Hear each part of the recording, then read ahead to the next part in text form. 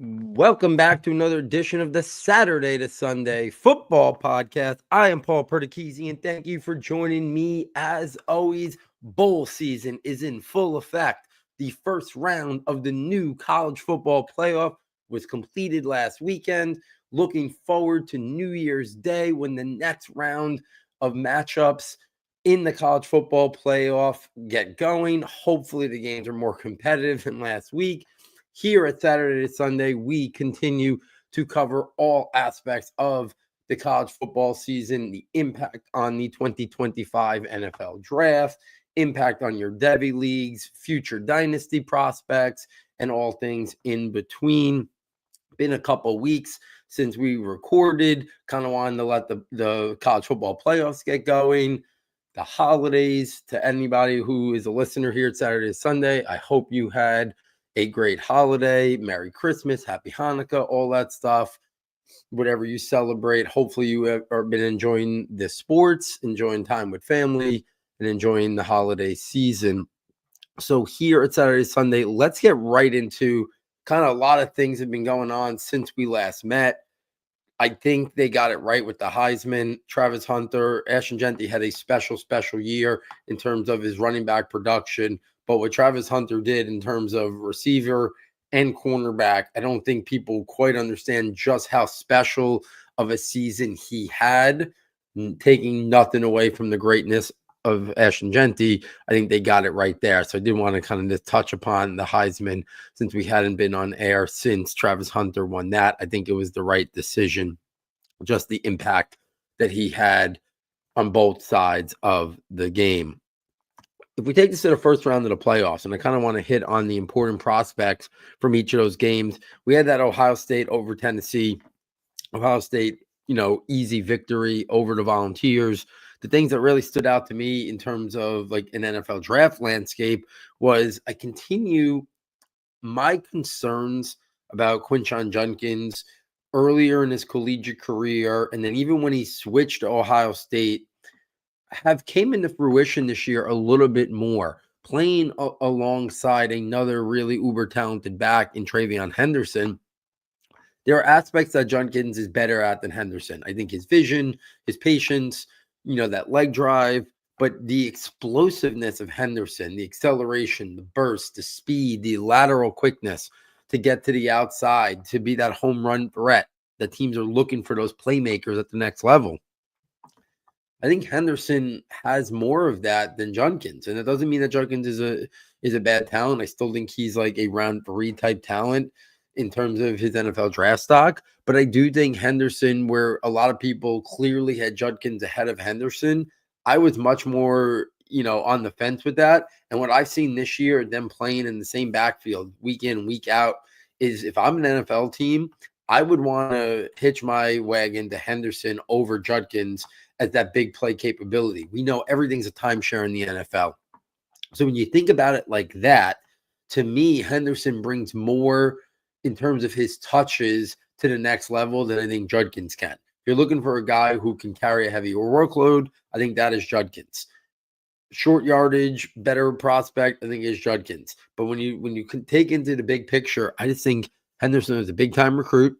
He's still got the athleticism that is going to check off boxes for people, and he's still got that big playability. So, this past game, Henderson, 10 carries, 80 yards, 2 touchdowns. Judkins also scored twice, but it was 10 carries, 34 yards. And we've seen just a lot of that this year, that Henderson is just the much more big play upside and potential there. It'll be interesting to kind of see. I think it's going to be to each might look at it a little differently depending on what they have on their current roster. Some might have Henderson ahead, some might have Judkins ahead. But early in the year, I think there were a lot of people that thought Judkins maybe could be the clear RB2 in this class after Ashton Jeanty. He never was that high for me. I always had a Marion Hampton ahead. Caleb Johnson has now leapfrogged him. I think you can make the case for Travion Henderson, maybe even Nicholas Singleton. Ollie Gordon's still in the mix. So I think Judkins, from where he was before the season started, it's definitely been a stock down overall for the season. I don't think he's in the mix to be RB2 or RB3 anymore. I think he's more in the mix to be like RB4, 5, and maybe even RB6 from what we've seen this year.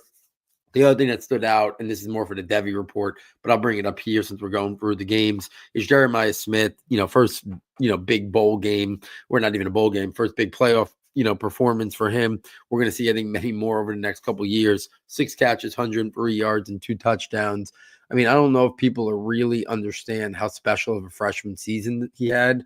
The idea that if he was draft eligible right now off of his freshman year, he'd probably be, the quarterback situation always, muddles it up a little bit, but Jeremiah Smith would be very much in consideration to go first overall in the 2025 NFL draft if he was eligible as a freshman at his age. And that's just remarkable. We just do not see that on a regular basis. So it was worth talking about. Next playoff game I want to talk about was Texas over Clemson. Quinn Ewers, 202 yards, 1 touchdown. Running back out of Texas, James Blue, 14 carries, 146 yards, and 2 touchdowns. Listen, I think the question that's looming from Texas right now is, what does Quinn Ewers do? Does he declare? Does he see a path that maybe he can be a day 2 quarterback prospect and see if he ends up in the right situation? Does he remain in college? And if so, that probably means transferring. A lot of teams would be very much all about trying to get Quinn Ewers there. Can he maybe early in the year, there was a lot of buzz that he was going to be a round 1 guy after the injury and never really continued to materialize in terms of his development and, progressing. Does he see this as a path? But on the flip side, what if he transfers somewhere and it doesn't go well, right? I mean, right now he's playing for a great team at Texas. We'll see what happens in terms of the playoffs. Does he kind of take that momentum and say, I'm going to go out now, hope that I could still be a round 2 type prospect, if not round 2, maybe round 3, and see where that takes me? Or does he go the route where I can transfer and try to play myself back into round 1 consideration? But if he transfers somewhere and he struggles, does that push him into the day 3 mix? That's kind of the decision I think Quinn Ewers has ahead of him.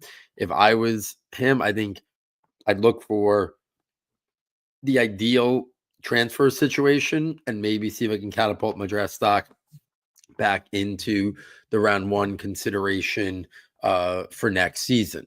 Next up, let's take this to the Penn State, easily victorious over SMU. Drew Allard, 13 of 22, 127 yards. Didn't have to do much because they were dealing on the run game. Nicholas Singleton, 90 yards and a touchdown. Katron Allen, 70 yards and 2 touchdowns. Tyler Warren, one of the top tight ends in the country, didn't need to do much. 4 catches, 33 yards. I think the big question now is Drew Allard. He has kind of cemented himself as QB3, QB4. I think if he comes out and declares, I think we're still waiting on Jalen Milroe. I think both of them are very similar in that they have shown ceilings and upsides to be starting quarterback caliber worthy NFL prospects in terms of their traits, their physical traits, their size, their frame, their athleticism, their arm talent.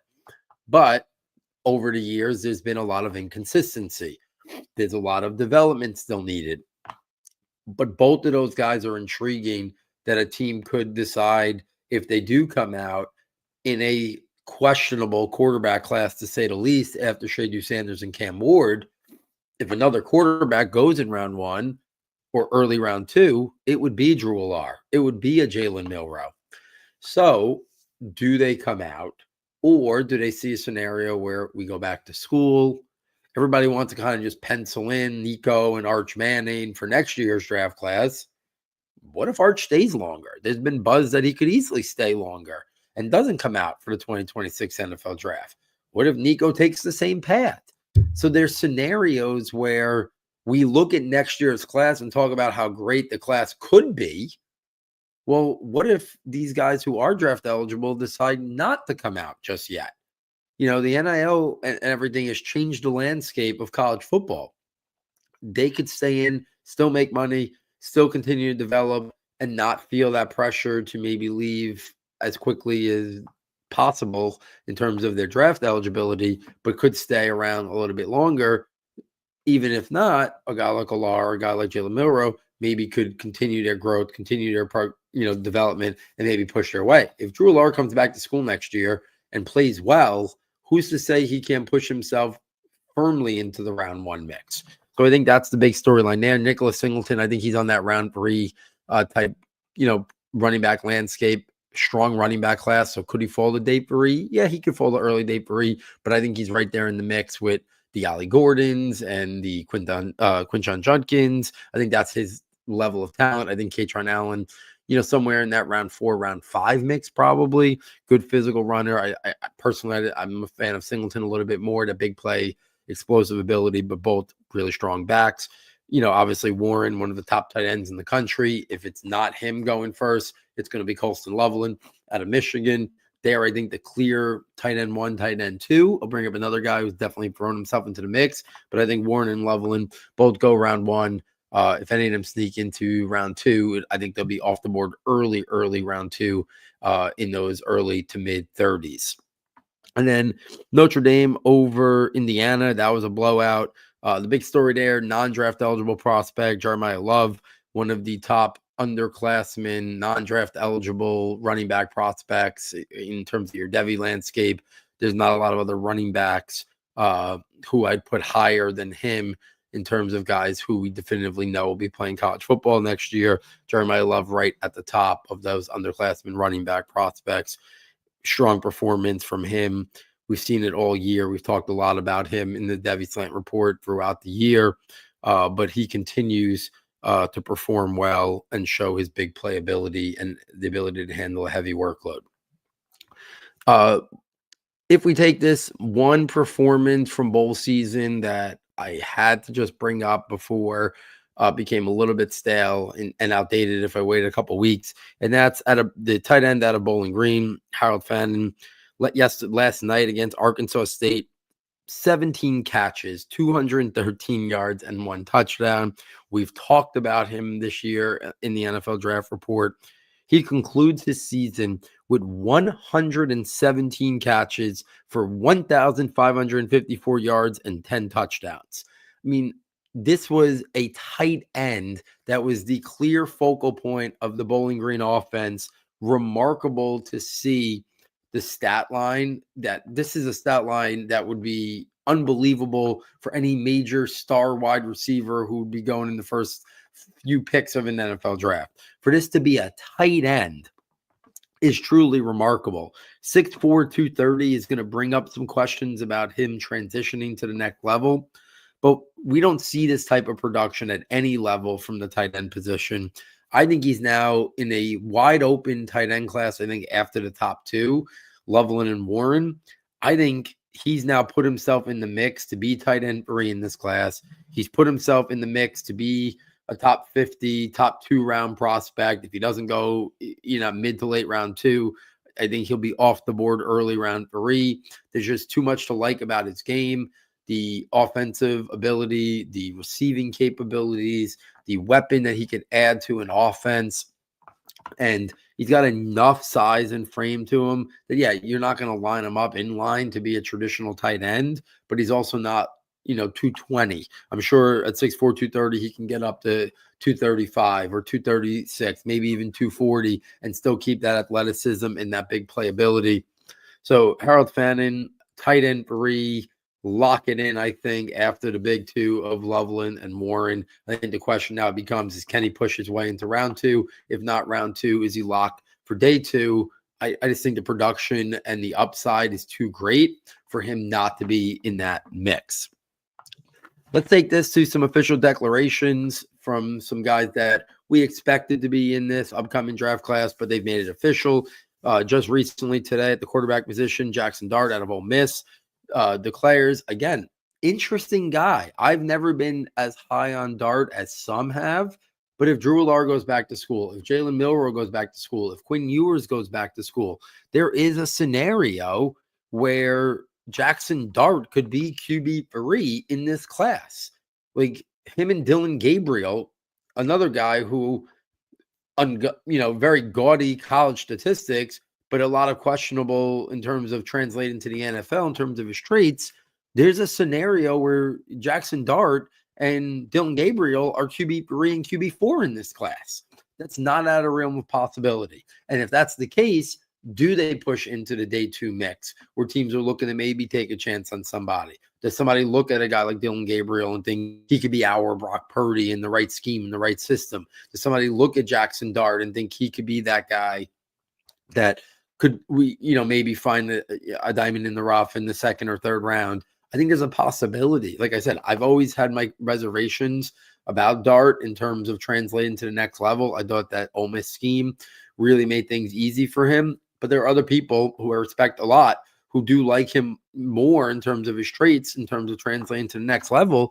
And there is a scenario where he can materialize into the third quarterback taken in this draft class. So I think definitely a worthy discussion that he declared. At the running back position just recently today, Dylan Sampson out of Tennessee. Talking about a guy who was elevated his draft stock. Started the year is pretty much an unknown guy that maybe would be a late round consideration. And now we're talking about a guy who could be in that range, round 3, round 4, where we were talking about guys like Nicholas Singleton, Woody Marks, maybe Judkins or Henderson could be over there as well. I think Dylan Sampson has put himself in that after this really strong final season at Tennessee. Well, Marion Hampton, right now, he's my RB2. Him and Caleb Johnson, I think you're going to see a lot of those two as number 2 and number 3 on people's. For me, I'm sticking with what I had before the season started. Genty 1, Hampton 2. Caleb Johnson right there behind Hampton, but I think I'll probably end up keeping Hampton at that number 2 spot. Really like his game. I think he's probably pegged for round 2. I think him and Caleb Johnson have a real shot to go round 2 after Genty goes somewhere probably in the middle of round 1. At the wide receiver position, I like Imanner out of Stanford. I think he's probably a round 2 guy. All in all, this wide receiver class, I think, is a little lackluster from what we've seen. If the NFL does view Travis Hunter as a full-time cornerback and a part-time wide receiver, I think you're looking at, Tet McMillan and Luther Burden as guys who I think both to be locked first rounders. I think Emeka Egbuka at Ohio State could also be a first rounder, but I'm not sure about Isaiah Bond right now. And we'll see about his status. Io Manor, I think he's more of probably a round 2 guy. Trey Harris, those guys, I think those guys are like day 2 guys. So we could see maybe only a couple wide receivers go round 1. And then obviously the situation with Hunter could impact whether it's 2, 3, 4, not as nearly as strong of a class as I think we thought it could be maybe when it started. Obviously, a lot of interesting names. A lot of guys will materialize into day 2 type prospects. Some will fall to early day 3. But Io Manor is a guy, really intriguing skill set. The size, the frame, the ball skills, the body control. A lot to like about Io Manor's game. Obviously, Stanford struggled offensively, but Io Manor was one of their bright spots and performed there. And I think NFL teams will be intrigued with him even without the gaudy statistical production. And at the tight end position, we kind of mentioned them before, but Colston Loveland made it official. Like I said, tight end 1, tight end 2, him and Tyler Warren, you're going to see them, in some order be 1, 2 in most that. And then I think the question starts to go after that with the other guy who declared was Mason Taylor. He's been my tight end 3 for most of the year now out of LSU. I do think Harold Fannin Jr. has now pushed his way into consideration to be that tight end 3 spot, but I do think Mason Taylor is the more complete guy. So for me, that's going to be my top 4. I think I'll probably volley back and forth between Taylor and Fannin Jr. as my 3-4. If you're looking for the pass catching exclusive upside, I think that's going to be Fannin. If you're looking for the more complete guy, I think that's Mason Taylor. I think both of them will go day 2. I think we'll have 4 tight ends definitely go in the top 100. Warren, Loveland in round 1. I think we'll see Taylor and Fannin in that round 2, round 3 range. Let's spin this over to, before we spin this to the transfer portal, a couple guys that we're still waiting on. I mentioned Drew Alar, I mentioned Quinn Ewers before. And then also the other big one is Carson Beck, right? When this season started, Carson Beck was at the top of many people's quarterback rankings. He was number 2 for me after Shadu Sanders. Shadu Sanders was my number 1 guy in the summer. Carson Beck was number 2 early in the year, which Shadu had a little bit of struggles here or there. A lot of people early on, kind of elevated Carson Beck to that first spot. And then he kind of the wheels started to kind of come off Carson Beck a little bit. It'll be interesting to kind of see what he does here. Obviously, the injury now impacting the end of his season here. But does he go back to school? Does he go back to Georgia? Does he think about the transfer situation? Does he come out and look at it as, yeah, Sanders and Ward are 1-2. I could still come out and maybe be QB3. Maybe I'm not round 1 anymore, but maybe I could still be top 50. And does he look at that as an opportunity? He's right there. Another conversation, right? Similar to the one I said about Drew Lars, similar to the one I saw about Quinn Ewers. There's times this year that Carson Beck has looked like that guy who could be a round 1 talent. There's other times he's looked at it as like a late round UDFA type prospect. Obviously, it's somewhere in between that. I think closer to like a day 2 guy. I still have my concerns of what I saw this year. And if you put him on a team, that was devoid of talent, I think we'd really see him struggle. But if you put him in the right situation, let him kind of continue to learn the NFL game and develop a little bit, maybe he can develop into a quality high-end backup. And maybe, we'll see if from there he can become a starter down the line. That might be the path that he chooses to take here with the opening of so many prospects, probably going back to school. I feel like, Newsmeyer already announced.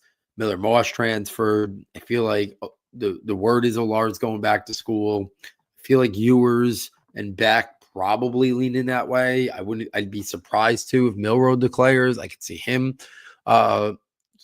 going back and trying to elevate his stock to a round 1 guy. So I do think there's a lot of guys who could be going back, and maybe Beck uses as an opportunity to continue to go and kind of see where he could elevate his draft stock in the pre-draft months.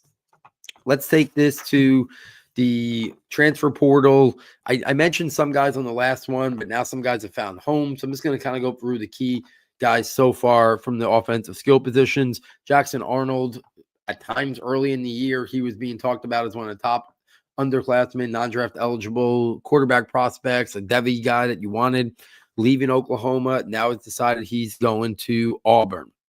Miller Moss, a guy we've talked a lot about. We mentioned him entering the portal. He's now made it official that he's going to Louisville. I like Miller Moss's game. I'd be interested to kind of see how he performs there. Can he be a guy that kind of elevates his draft stock into the day 2 mix next year? And then Connor Wegman. He was a really intriguing prospect before the year started. Pro Football Focus, who I respect a lot, they had him really high in their rankings.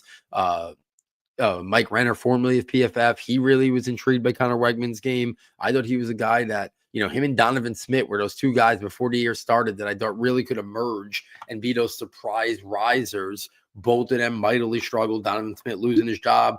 Wegman, inconsistencies throughout the year.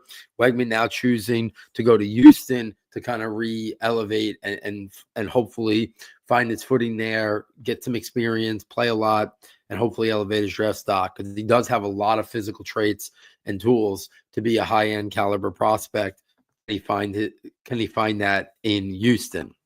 At the running back position, the main name I want to talk about is Justice Hayes, transferring from Alabama to Michigan. This is a guy who I think we could be talking about as a big-time NFL prospect down the line. I think Michigan, I know they didn't have the same usual Michigan year, but I think they'll find their way, under the new regime. And I think Hayes could be a big part of their ground game there and really elevate. I thought he had NFL skill. I thought he had like a day 2 type talent.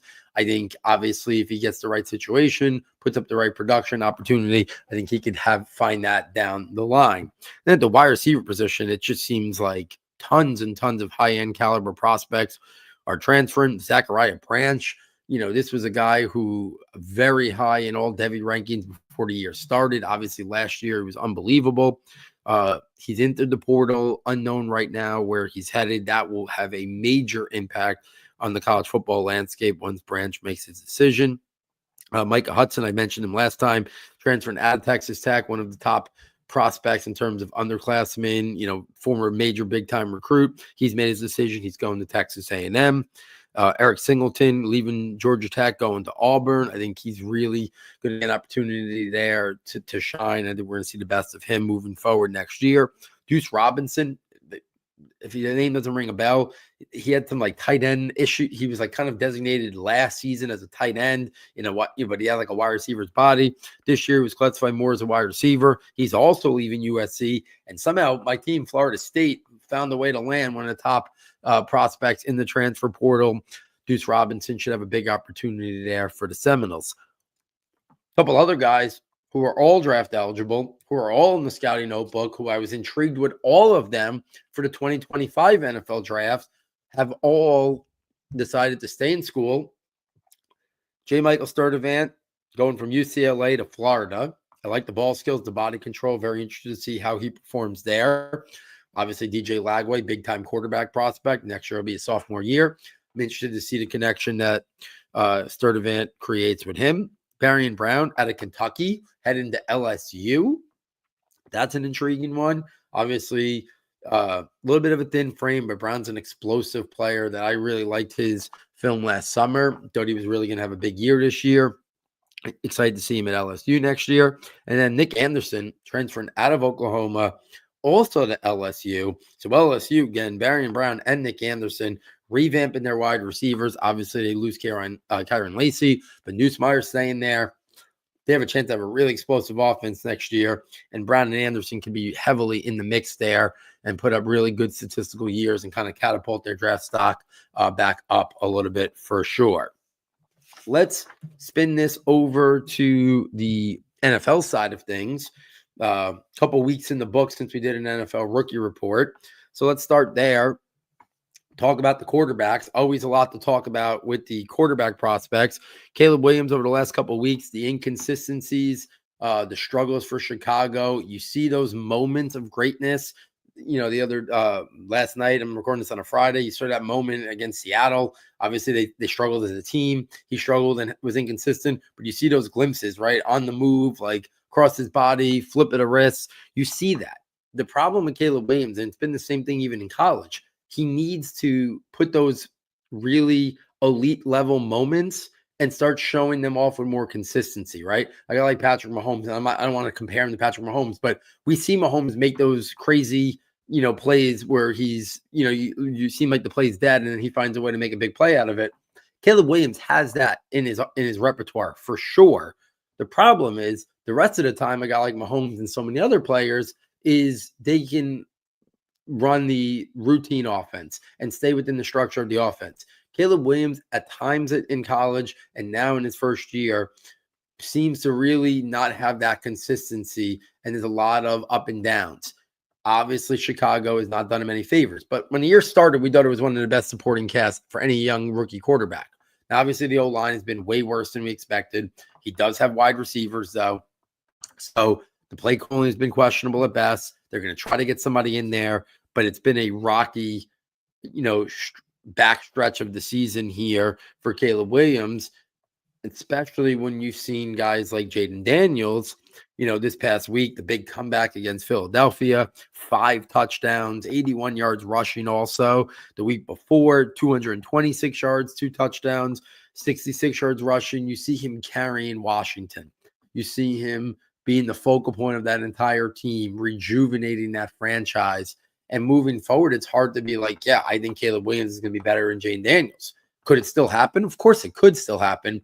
But if we're going by what we've seen this year, let's not act like Jaden Daniels is playing with this elite supporting cast. His O-line is mediocre at best. He's got Terry McLaurin and very little else in terms of playmakers. But Jaden Daniels has arose to the occasion and has been unbelievable this year. So kudos to him, locking up rookie of the year as well. Drake May, I've been really impressed with Drake May. Now, most people weren't as high on Drake May as I was going into the season, going into last year's NFL draft. Anyone who listens to me knows I wanted the Giants to trade up and get him. He was my guy. I've been really impressed with what Drake May's been able to do in that surrounding environment there in New England. This past week, 261 yards and 2 touchdowns versus Buffalo. The week before, 200 yards and a touchdown. But since they made the switch, people were so worried about Drake May and putting him in that lineup and that environment of could it ruin him? No one's saying anything about that. People are making a lot of excuses for Drake May. No one's making excuses for people are making excuses for Caleb Williams. No one seems to be making those excuses for Drake May. Now, maybe the situations were different. The Bears' expectations were maybe they could be a playoff borderline team. New England, we knew was going to be a dumpster fire. So maybe that's the difference. But to me, it just seems like Drake May has elevated everything around him to make New England at least competent. and not look like a laughing stock down the stretch of this season, that when they do go out, and I do think they will be at the forefront. If T. Higgins leaves Cincinnati, I think New England will be at the forefront to try to get that guy for Drake May. And then maybe they even get another big-time player, in the draft at wide receiver, maybe not round 1 if they pivot to the offensive line to get him a protector, maybe round 2. I think they're going to revamp everything around that offense, around Drake May, try to upgrade the O-line with high-end free agents and draft picks. Same thing with the wide receiver position. And I think we could see a really big jump from Drake May next year, and he could have the kind of impact for New England that we're seeing Jane Daniels have for Washington. Bo Nix has been a little bit up and down over the last couple of weeks. 130 yards, 3 touchdowns, 3 interceptions 2 weeks ago. This past week, 263 and 2. But I mean, listen, from where we were in the beginning of the year, he has settled in nicely to be a functional starting quarterback with upside, more running capabilities, and I think people wanted to give him credit for. Great scheme for him, and I think we will continue to see him refine his game and refine his skills. Denver, a real shot at making the playoffs. So a lot to say about a lot of positives for Bo Nix. Really turned it around after early in the season. There was a lot of questions, myself included, because I did have my reservations about him before the NFL draft last year. But he's answered those questions and really showed a lot overcoming adversity early in the NFL season. Michael Panik's debut this past week took over the reins from Atlanta, 18 of 27, 200 yards. So the numbers were pedestrian, but I do think we saw the arm talent. I do think we saw the calm demeanor that Michael Panik plays with. And I think he's set up here. Atlanta has a real shot to make the playoffs. I'm kind of rooting for them to win 2 games, and we get to see Michael Panik in round 1 of the playoffs. I think that would be fun to watch. And setting up next year where obviously he's going to be the guy around. Kirk Cousins, whether he's traded, whether he's released, they're going to Michael Panik. So all that talk that Michael Panik was going to sit for years and years, obviously that didn't materialize. They liked them a lot. That's why they pulled the trigger. In hindsight, obviously the Kirk Cousins deal was the catastrophic disaster, not the pick of Michael Panik. But who knows? When they fell in love with Michael Panik, they're pulling the trigger. They eat the salary cap issues that come from the Kirk Cousins release/trade. But Michael Panik now gets the reins. Excited to see it. And then waiting in the wings still in this really special quarterback class is J.J. McCarthy. And, while I was never the biggest McCarthy fan, it'll be interesting to kind of see what Minnesota chooses to do. They're set up with a lot of, talented skill players, great coach, great scheme.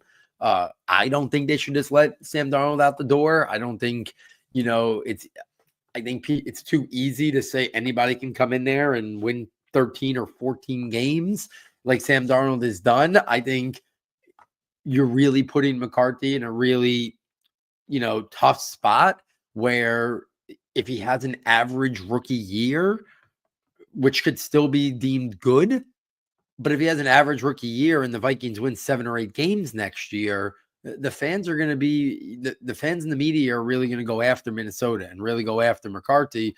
When they had Sam Darnold in the building, they could have at least franchise tagged him for 1 year, bought himself another year, which I still don't think is out of the realm of possibilities. I don't know enough about their salary cap situation, nor have I looked at it closely enough yet, but I do know teams could always manipulate the cap if need be. If Minnesota makes a deep run here in the playoffs, are we just so certain that they're just going to say, okay, we're going to let Sam Darnold walk out and get a 3rd-round compensatory pick for him the year after, and we're just going to give the keys to J.J. McCarthy because he was our, 1st-round draft pick last year? Maybe. But we also saw that San Francisco didn't do that with Trey Lance and Brock Purdy. So I think there's scenarios that who knows what happens. But when McCarthy does eventually get the opportunity, it will be fun to kind of watch him in that offense. At the running back position, it's been a down year for the rookie running backs. Jonathan Brooks, another massive injury. Don't know when we'll see him again. Trey Benson, not really materializing, taking even the RB2 role in Arizona. Now Connor with the extension. But the 2 guys who continue to just, make a name for themselves, Tyrone Tracy, Bucky Irving, I think both of them go into next year as the starters on their teams. I think it's a coin flip who I'd rather have in Dynasty. Because Sean Tucker and Rashad White are there in Tampa Bay, I would probably slightly lean Tyrone Tracy, but I think you can make a case either way. Obviously, they both have date for redraft capital, which is not ideal, but I think both of them have really looked impressive. Both versatile to be impactful as a runner and a receiver. I think really helping their draft stock tremendously.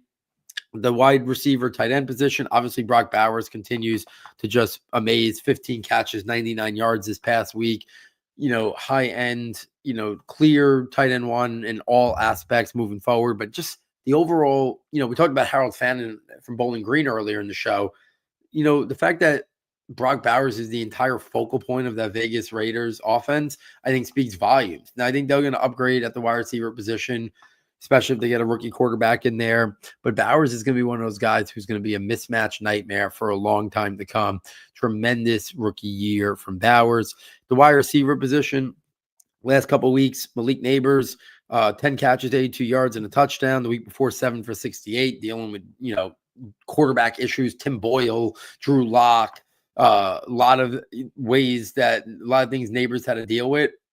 If the Giants get a rookie quarterback in, whether it's Shadu Sanders or Cam Ward, and they're productive and they're good, the sky is really the limit for what Neighbors could do. He's going to catch over 105 passes. He's going to break the record for a rookie. He's going to get like 1,100 total yards receiving. You put him in a good offense with a functional O-line and a good coach and a good quarterback, we could see 1,400 yards as soon as next year or within a year or so after that. So Neighbors has lived up to the billing, even with a poor supporting cast. But right there with him, maybe even ahead of him, if you're talking rankings, is Brian Thomas. What he's dealt with in Jacksonville. They've lost Trevor Lawrence. Even when Lawrence was there, he wasn't playing well. Last 2 weeks, Brian Thomas, 10 catches, 105 yards, and 2 touchdowns. Follows that up with 9 catches, 132 yards, and 1 touchdown. To me, Neighbors, Thomas go into the offseason as the clear 1-2 in some order, and I'm fine either way you want to put them in terms of receiving prospects from the 2024 NFL draft. And that's wild to think of, especially for Thomas. When you think about Marvin Harrison and Rome Odunze in this class, Marvin Harrison continues to have trouble separating, struggle winning at the catch point, things that we would not have expected from Marvin Harrison Jr. Last couple of weeks, 2 catches, 32 yards, 4 catches, 39 yards. I don't think Kyler Murray's had a strong year, so that's definitely impacted as well. But we've seen what Malik Neighbors has done with the putrid offense that the Giants are putting out.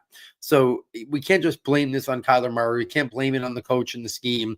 When you see what Neighbors are doing, when you see what Brian Thomas is doing on bad offenses with bad football teams, you have to question that some of this is on Marvin Harrison struggling to transition to the NFL game. Rome Odunze, I know they have Keenan Allen and DJ Moore taken up, and they have offensive struggles as well. But Odunze's also had some difficulty winning at the catch point, which should be his bread and butter, creating separation. So Odunze and Marvin Harrison are going to be really interesting. I'm still believers in both. I'm just not sure we can put them as high as where we had them before the season started in dynasty ranks, especially I think Marvin Harrison, who's played all year and it should have been the focal point of that Arizona offense. I think I have to take a little bit more of a wait and see approach. I still think he can be a high-end caliber prospect, but maybe not at what we thought of with an elite level prospect. What we've seen from Neighbors and Thomas and what we haven't seen from Marvin Harrison leads me to believe that he can still be a very good player. I'm just not sure if he could be like a generational elite, be the guy who we're talking about. Is he the best receiver in the league, or is it Justin Jefferson, or is it CeeDee Lamb, or is it Amon-Ra St. Brown or AJ Brown? I think that's where we thought Marvin Harrison would quickly elevate himself to, and it just hasn't materialized. And I'm not sure if there's been any signs this year to believe that's where this is heading. Not that he can't still be a good player, not that he can't still be a very good player, but usually if you're going to be an elite player, you see signs pretty quickly. We've seen glimpses from Brian Thomas. We've seen glimpses from Malik Neighbors. We saw glimpses from Justin Jefferson in his first year and other great players. We haven't really seen that. We've seen like a couple moments the whole season where Marvin Harrison, he had that one quarter where he's had 2 touchdowns, and that was who we thought we were going to get all year. It just hasn't materialized. So many other receivers have played well, though, this year. Ladd McConkey, unbelievable. I do think the Chargers will get another big-time wide receiver via the draft or free agency. So maybe he doesn't go into the year next year as the clear alpha, the clear focal point. But I think Ladd McConkey is going to be a guy who is a 90, 95 catch type of guy, high-end prospect. Really intrigued with the career trajectory of Ladd McConkey. Xavier Worthy's gotten it going the last couple of weeks. 7 catches, 65 yards, and a touchdown. This past week, I know it's technically week 17, but they already played their game on Christmas Day. Worthy, again, impactful in the box score, scoring a touchdown as well. Next year will be interesting. Him and Rashee Rice probably be the clear 1-2. Hollywood Brown's a free agent. Travis Kelce's another year older. Does he possibly retire if they win the Super Bowl? We'll kind of see how that situation plays itself out there for the Chiefs. And then Jalen McMillan, I wanted to give some love to. He's really stepped up over the last couple of weeks for the Buccaneers. 5 catches, 75 yards, and a touchdown. 5 catches, 57 yards, and a touchdown just this past week as well. Obviously, Godwin coming off the injury, free agency situation. A lot of question marks about Godwin, but Jalen McMillan really looking impressive as a guy that could be a long-term starter there for the Bucs. So there it is, guys. NFL rookie report for week 15, week 16. Some transfer portal discussion and Devy Slant Report, and then obviously breaking down the first round of the college football playoffs, some official declarations, and all things 2025 NFL Draft related in the NFL Draft Stock Report. If you're enjoying this content, please get over to the website, SS Football, fastest and easiest way to get there. For $9.99, you can get all of our premium content. We really start kicking into high gear, the scouting notebook, the rankings notebook, and then in April, the NFL Draft Projections notebook as well. If you have any questions, please reach out to me on Twitter, and I'll be glad to respond to you about the services. If you bought it in the past, we hope you consider purchasing it again.